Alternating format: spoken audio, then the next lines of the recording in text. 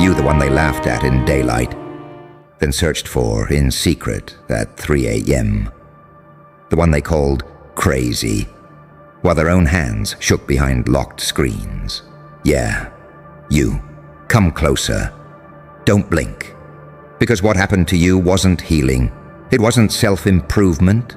It was a mutation born in the basement of humiliation. And now the same people who mocked your existence are lying awake, stress scrolling through your life, like their survival depends on it. You ever notice how people only call you insane when your pain starts becoming powerful? Funny, isn't it? When you were broken, you were relatable. When you were bleeding, you were humble. When you stayed quiet and swallowed disrespect like poison, they loved you. Oh, they adored that version of you. The soft version, the exhausted version, the version that apologized for existing, because weak people feel safe around unfinished souls. But then something happened, something dark, something beautiful. You stopped begging for understanding, and that's when the panic started. See, they thought your suffering was permanent. They thought trauma was a cage. They thought heartbreak would keep you domesticated, that abandonment would turn you into a loyal little ghost wandering through life, asking for permission to breathe. They built entire identities around the assumption that you would never evolve beyond the pain they handed you. But pain did something they never predicted. It educated you. Every betrayal sharpened your instincts. Every humiliation stripped away your innocence. Every lonely night turned your emotions into surveillance equipment. You became impossible to rid because suffering taught you camouflage. Now they stare at your silence like it's a loaded weapon, because you're no longer reacting emotionally. You're observing, calculating, smiling at things that would have destroyed the old you. And that transformation terrifies people more than violence ever could. Do you understand how psychologically horrifying it is to watch someone you underestimated become untouchable? That's why their entire bloodline is stress scrolling at 3 a.m. Because your glow-up wasn't cosmetic, it was spiritual warfare. You became the living consequence of everybody who mishandled you. And the craziest part? You didn't even seek revenge. That's what's melting their nervous systems.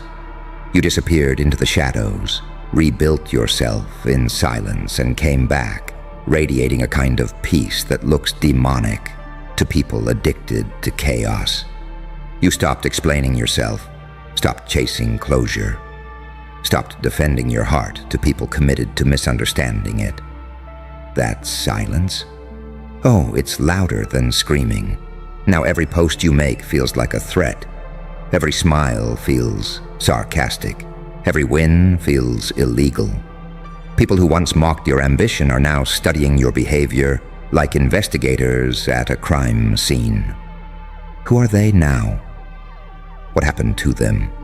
Why do they feel so different? How did they become this calm? Because calmness born from suffering is terrifying. Anybody can smile when life is soft. But when someone survives psychological warfare and still walks with elegance, that becomes mythological. That becomes unnatural. That becomes the kind of energy that makes insecure people obsess over you in secret while pretending not to care publicly. You know what really destroyed them? Not your success, your unpredictability. See, people can handle evil. They can handle goodness. But they cannot emotionally process someone who carries both heaven and hell in the same heartbeat. That's what you became. A paradox, a saint with teeth. A demon who learned mercy, an angel that survived fire long enough to enjoy the smell of smoke. You confuse them because you're no longer one thing.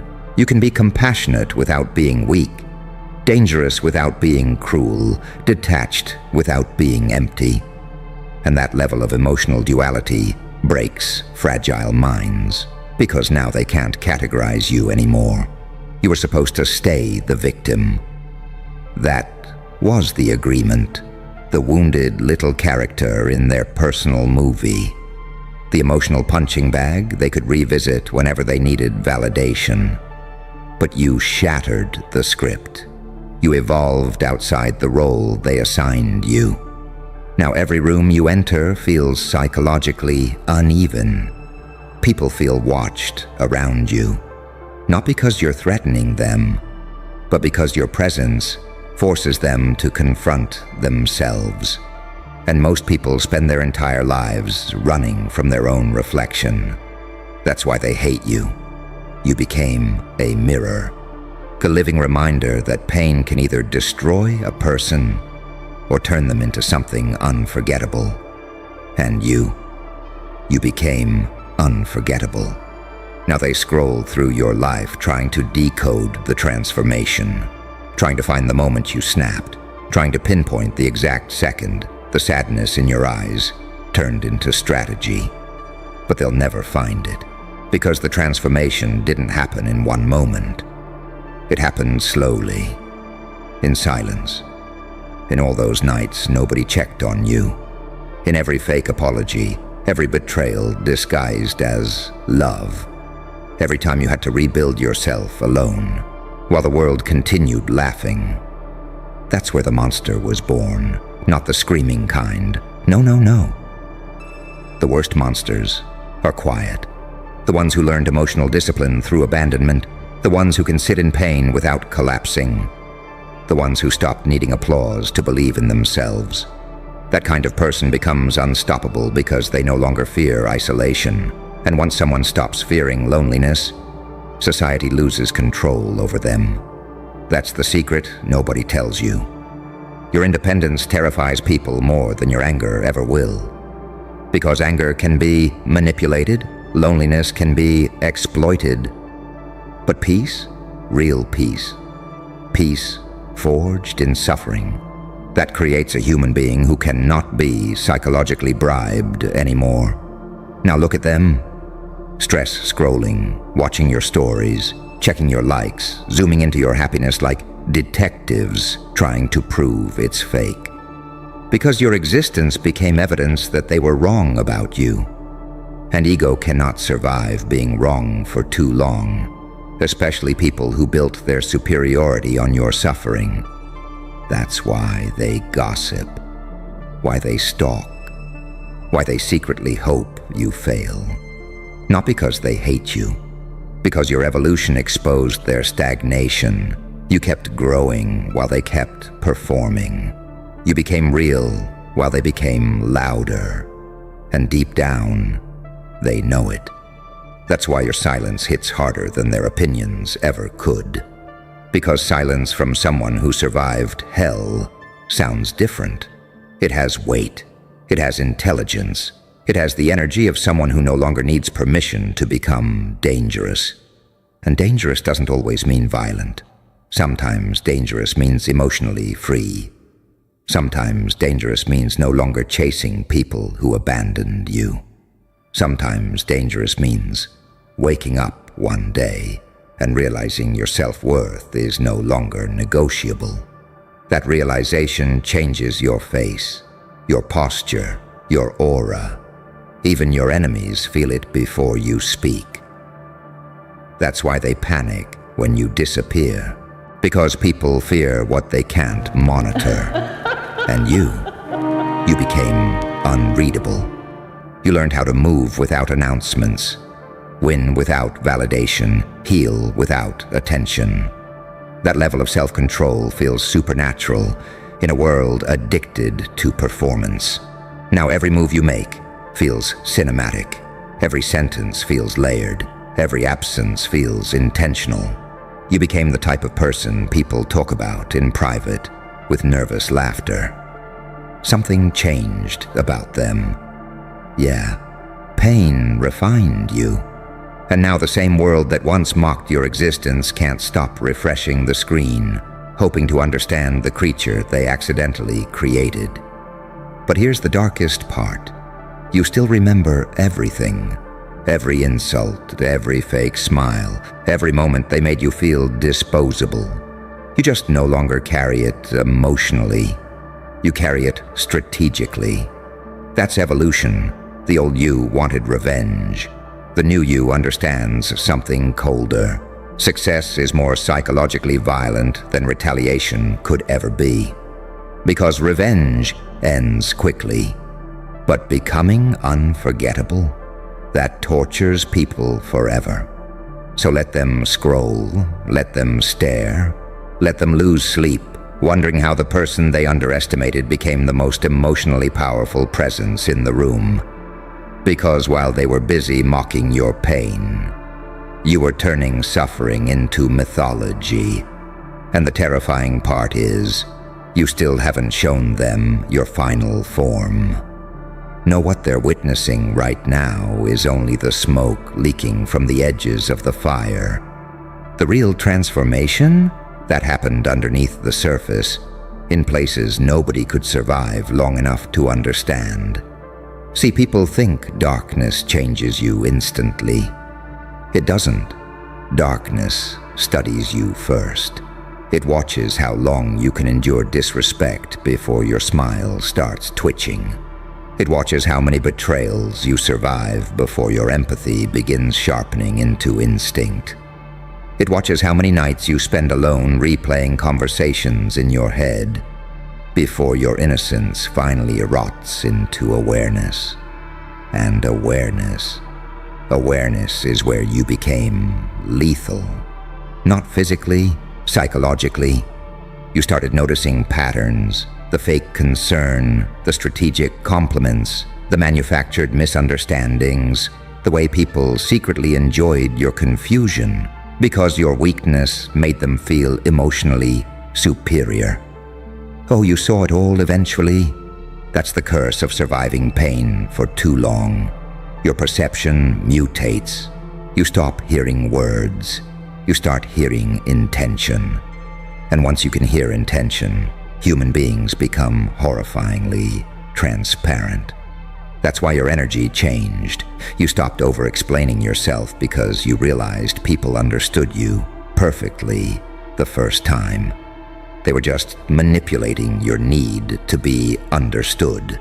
They kept pretending to misunderstand you because confusion gave them power over your emotions. But then one day, you stopped reacting, and the entire game collapsed. Do you understand how terrifying emotional discipline is to manipulative people? It starves them. The moment you stopped begging for validation, they lost access to your nervous system. Now they're spiraling. That's why they stress scroll at 3 a.m., not because they miss you.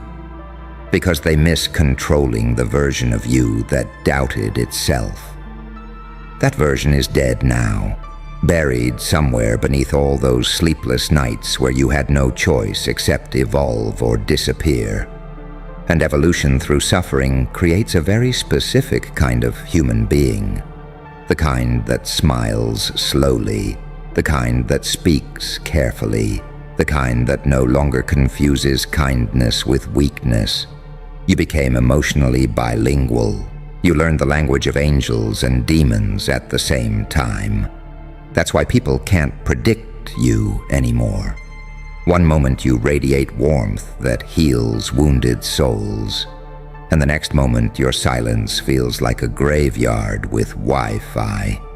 One second you look peaceful enough to trust with someone's heart, and the next second your eyes look like they've watched civilizations collapse. That contradiction, that duality, it's intoxicating. Human beings are addicted to mystery, and you became the kind of mystery that destabilizes insecure minds. They don't know whether to love you, fear you, study you, or run from you. So they do all four. That's power, not money, not followers. Psychological gravity, the ability to enter somebody's mind once and rearrange the furniture forever. And you don't even realize how deeply you affect people now. because you're still measuring yourself through the eyes of your old pain. You still remember the rejected version of yourself so vividly that sometimes you forget what you've become. Sometimes you still look in the mirror expecting to see the exhausted soul they abandoned. But that person is gone. You killed them quietly, not with hatred, with growth. And growth is disturbing because it forces everybody around you to reveal themselves. Some people celebrate your evolution. Others secretly mourn the fact that they can't manipulate you anymore. That's why your success makes certain people angry instead of inspired.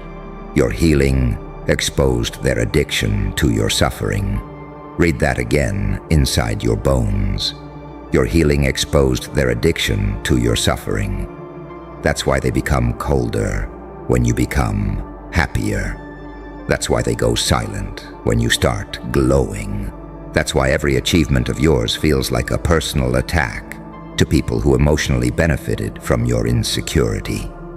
Because your confidence destroyed the hierarchy they built in their minds. You were supposed to stay beneath them. Broken people get uncomfortable when the person they underestimated starts radiating power without permission. And power, real power, is quiet. It doesn't scream across the room begging for attention. It doesn't explain itself endlessly. It doesn't chase applause like a starving animal. Real power sits calmly while everybody else panics. That's what you learned. That calmness can become terrifying when it's earned through suffering. Now, when people insult you, you don't collapse emotionally anymore. You observe, you calculate, you recognize projection disguised as criticism. You recognize jealousy hiding inside fake advice. And once you recognize projection, people lose the ability to emotionally infect you. That changes everything. Now they can feel that they no longer have access to your spirit. And humans become obsessed with whatever they can no longer control. That's why they stalk your life in silence. That's why your name keeps appearing in conversations you were never invited into. Because your transformation became psychologically disruptive. People hate unresolved mysteries, and you became one. They want to know how the abandoned soul became magnetic, how the mocked person became unforgettable, how the quiet one became emotionally dangerous.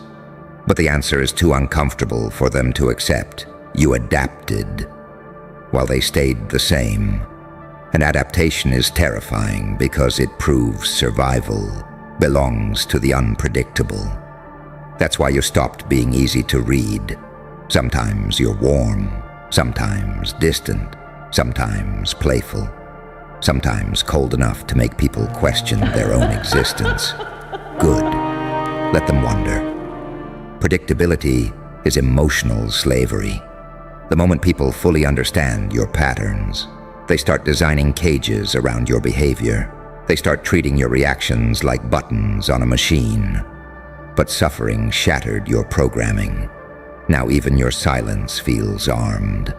That's why your enemies keep checking your page, hoping to detect weakness, hoping to find sadness, hoping to catch some sign that you're secretly miserable. And every time they see you evolving instead, it ruins their entire night. Because your existence became proof that pain doesn't always destroy people. Sometimes pain upgrades them. Sometimes heartbreak turns soft souls into strategic thinkers. Sometimes betrayal burns away naivete and reveals something ancient underneath. Something primal, something emotionally untamed. That's what happened to you. You stopped trying to be liked and started becoming real. Do you know how rare that is? Most people spend their whole lives performing versions of themselves designed to avoid rejection, smiling politely while dying internally. shrinking themselves to fit inside rooms filled with emotionally fragile people. But you walked through hell long enough that authenticity stopped scaring you. Now your energy feels illegal. People can sense when somebody has survived enough pain to stop fearing judgment. That kind of freedom is contagious, dangerous too. Because once you stop needing external approval, you become impossible to psychologically leash. And society fears free minds more than violent ones. That's why they tried to shame you back into weakness. Why they mocked your ambition, mocked your healing, mocked your confidence. People ridicule what they secretly fear becoming. But the jokes stopped feeling funny the moment you started winning silently. Now they don't know what to do with you. You became too calm for manipulation, too observant for deception, too evolved for shallow connections. And loneliness no longer scares you enough to betray yourself for temporary company. That alone makes you terrifying, because the strongest people in this world are not the loudest. They're the ones who can stand alone without emotionally collapsing, the ones who can lose everybody and still rebuild themselves from scratch with blood on their hands and peace in their eyes. That's you now. A paradox. A beautiful psychological contradiction, soft enough to understand suffering, dark enough to survive it, wise enough to weaponize it. And every person who mocked you years ago can feel it now. That's why their fingers keep refreshing the screen at 3 a.m., because somewhere deep inside their nervous system, they know they lost access to the old you forever. Forever. That word alone terrifies people more than death. Because human beings can survive guilt. They can survive shame. They can even survive heartbreak. But what destroys them slowly, what crawls into their chest at night and starts eating their peace alive, is realizing they lost someone permanently. Not physically, energetically, spiritually. They can still see your face online, still hear your voice, still watch your life unfolding from behind glowing screens at 3 a.m. while the room around them feels colder than usual. But they can feel it now. You are gone. The version of you they manipulated. The version that waited for crumbs of affection like a starving dog. The version that confused loyalty with self-destruction, dead. And people mourn control more than love. That's the secret nobody says out loud. Most humans aren't grieving your absence. They're grieving the death of the access they once had to your emotions. They miss being able to trigger you, confuse you, make you question your worth. They miss the predictable version of you that panicked whenever somebody pulled away. But now you let people leave. That shift alone shattered entire psychological structures around you. Because emotionally unavailable people survive by feeding on reactions. They survive by keeping others emotionally unstable enough to chase closure forever. But the moment you stopped chasing, you became terrifying. Now your silence feels like judgment. Not because you're trying to punish anybody, but because healed detachment forces people to sit alone with the consequences of their behavior. And consequences become louder in the middle of the night. That's why they're stress scrolling, because darkness amplifies truth. During the day, people can distract themselves with noise, conversations, attention, performance, fake confidence. But at 3 a.m., oh no. At 3 a.m., the masks start sliding off. At 3 a.m., people meet themselves without witnesses. At 3 a.m., the ego gets quieter, and the soul starts whispering things they spent years trying not to hear. That's when your name crawls back into their head. Not softly, either. Violently. Like a memory refusing burial, And suddenly they're scrolling through your life, searching for emotional oxygen, checking who you follow, who follows you back, whether you look happier, whether somebody replaced them, whether you're secretly hurting. Because people become addicted to monitoring the souls they underestimated, especially when those souls evolve into something unreachable. And unreachable people become legendary. That's why your energy feels heavier now. You don't enter rooms asking for acceptance anymore. You enter rooms already complete, already aware, already detached from outcomes. And insecure people can sense that immediately. It unsettles them, because your presence reminds them of everything they abandoned inside themselves. See, most people betray who they are just to avoid loneliness. They silence their instincts, fake their personality, shrink their intelligence, tolerate disrespect, pretend not to notice manipulation, all because they're terrified of being alone with themselves. But you survived isolation long enough to become friends with your own darkness. That changes a person. You stopped fearing uncomfortable truths, stopped romanticizing people who drained your spirit, stopped apologizing for the intensity of your mind. And intensity, real intensity, scares shallow people. Because shallow people only know how to interact with masks. But you stopped wearing yours. Now every conversation with you feels like psychological surgery. People feel exposed around you because you learned how to read emotional patterns instead of listening to polished words. You can hear insecurity hiding beneath arrogance now. You can hear jealousy hiding inside sarcasm. You can hear fear disguised as criticism. That level of awareness feels supernatural to ordinary minds. And once somebody realizes they can no longer deceive you, their entire energy changes. That's why certain people became colder after your transformation. They lost strategic access to your spirit, and people resent whatever they can no longer manipulate. But here's the paradox that destroys them the most. You're not even trying to intimidate anybody. You're just finally being yourself. That's what's unbearable. You became powerful naturally. Not through domination, not through cruelty, not through revenge, through acceptance. You accepted your darkness without becoming consumed by it. That's rare. Most people either suppress their darkness until it explodes, or drown inside it completely. But you learned balance. You learned how to let pain sharpen you without turning your heart completely rotten. Now you carry both mercy and danger in the same smile. That combination creates emotional chaos in other people because they don't know which version of you they're dealing with anymore.